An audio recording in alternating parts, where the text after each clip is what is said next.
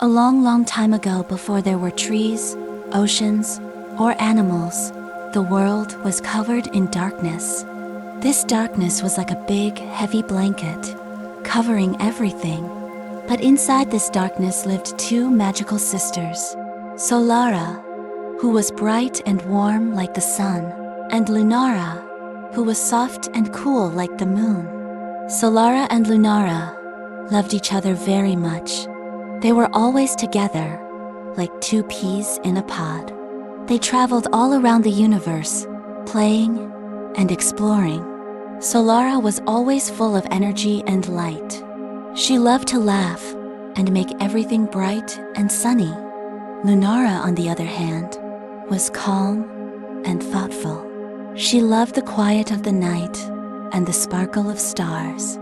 For a long time, they were happy just being together. But after a while, Solara started to feel a bit restless. She wanted to create something new, a world filled with life that could enjoy her light and warmth. Lunara, however, was curious about the mysteries of the universe.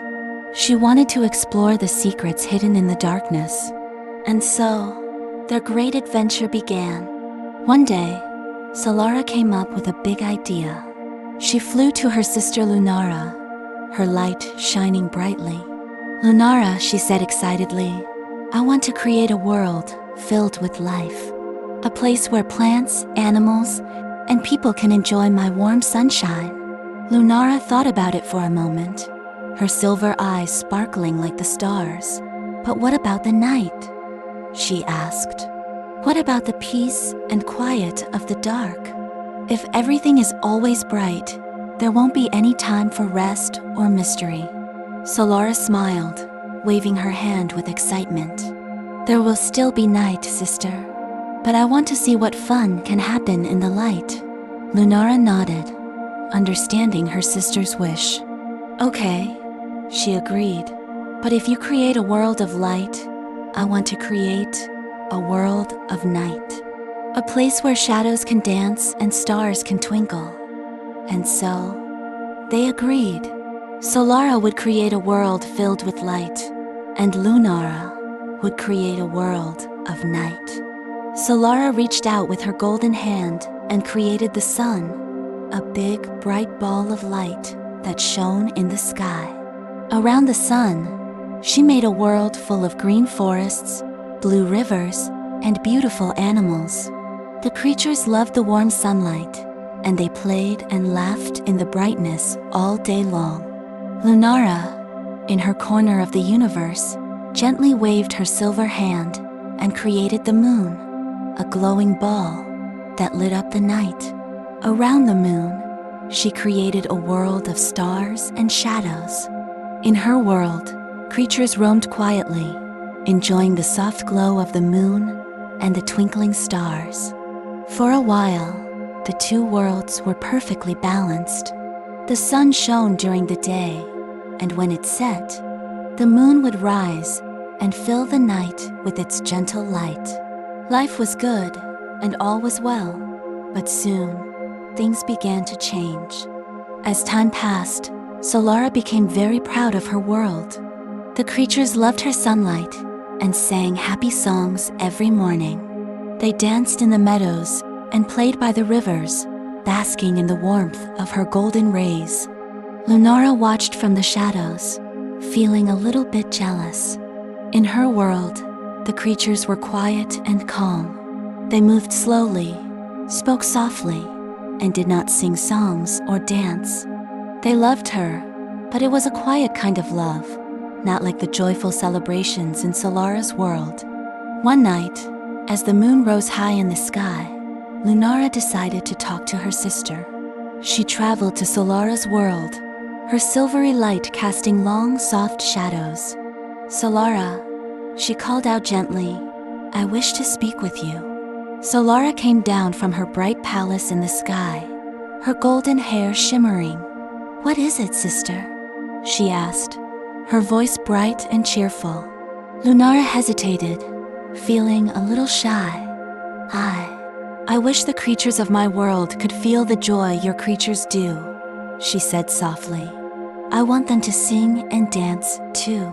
Solara laughed kindly. But Lunara, your world is a place of quiet and peace. It's perfect for rest and reflection. The creatures of the night love the darkness.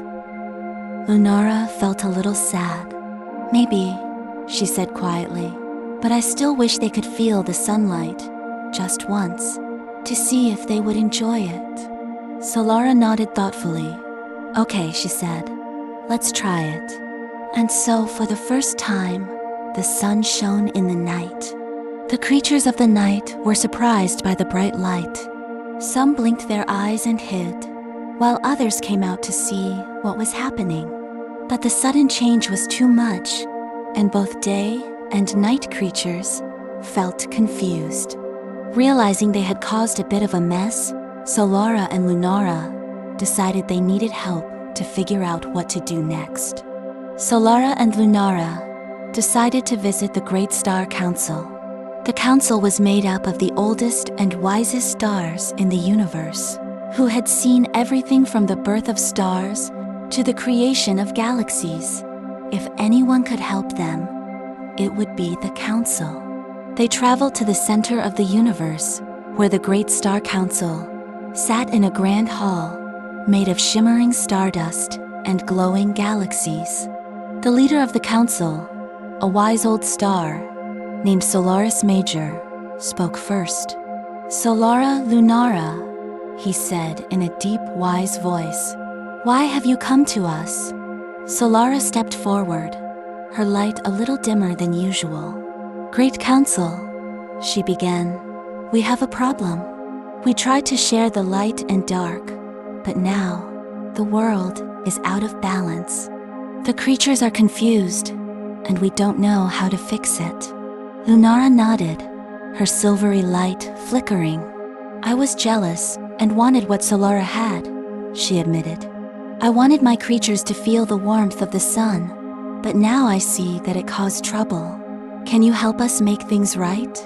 The council members whispered among themselves, their voices like the gentle hum of the universe. Finally, Solaris Major spoke again. To restore balance, you must learn to share the sky. The sun and the moon must both have their time to shine, but neither can be in the sky all the time. Solara and Lunara nodded, understanding. We will do our best, Solara said. We will share the sky. And so, the Great Star Council set about creating a new way for day and night to exist together. The Great Star Council worked hard to create a new plan. They decided that day and night would be divided into two parts. During the day, the sun would shine brightly in the sky. Then, as the day ended, the sun would set and the moon would rise, bringing its gentle glow to the night. The creatures of the day and night slowly got used to the new plan. The daytime creatures learned to rest and sleep when the sun set, and the nighttime creatures woke up and played under the soft light of the moon. Over time, everyone found their place in this new rhythm. Solara and Lunara, too, learned to appreciate each other's time in the sky. Solara, who loved the bright, busy daytime, began to enjoy the calm and quiet of the night. Lunara, who cherished the mysteries of the dark, found joy in the warmth and energy of the day. The two sisters grew closer than ever, realizing that they needed each other to keep the world in balance. They learned that light and dark, day and night, were not enemies, but partners in making the world beautiful. With the new balance in place, something magical happened every day and night. During the moments when the sun was setting and the moon was rising, there was a short period called twilight. Twilight was a time when the sky was painted with beautiful colors: pink, orange, purple, and blue. It was neither fully day nor fully night. The creatures loved twilight. The birds sang special songs, and the animals came out to watch the colors change in the sky. It became a time of peace and wonder, a moment when everyone could enjoy both the light of the sun and the glow of the moon. Solara and Lunara watched twilight with joy in their hearts. It was a reminder of their journey, a symbol of their friendship and their shared love for the world they had helped create. Twilight soon became a special time for everyone. Creatures would gather by rivers and forests, celebrating the beautiful colors and giving thanks for the balance of day and night.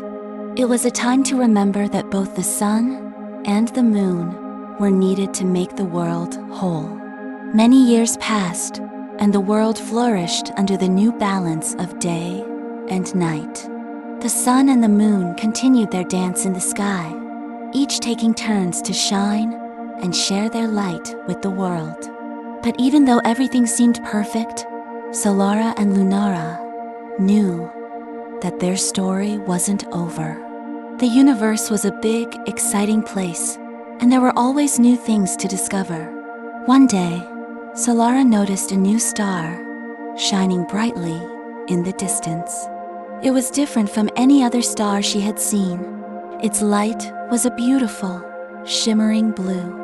"Look, Lunara," Solara called to her sister, pointing to the new star. "Do you see that?" Lunara looked up, her eyes sparkling with curiosity. "Yes, I see it," she replied. "It's so beautiful." "Maybe it's a new adventure for us," Solara suggested with a smile. Lunara nodded, her eyes twinkling. "Let's explore it together," she said. And so, the sun and the moon set off once again, side by side, ready to discover new wonders and face new challenges in their forever dance across the sky. They knew that as long as they were together, they could face anything. And so, the story of the sun and the moon became a favorite tale told to children at bedtime. It was a story of adventure and learning, of finding balance and understanding. It reminded everyone that light and dark, day and night, are both important and must work together to make the world a wonderful place. And every day, as the sun rose in the morning and the moon glowed softly at night, the world remembered the magic of their dance and the joy of sharing the sky. Even in the darkest night, there is a bit of light. And even in the brightest day, there is a cool, calming shadow. And that is the tale of the sun and the moon, a story that shows us how to find balance, share with others, and always be ready for the next great adventure.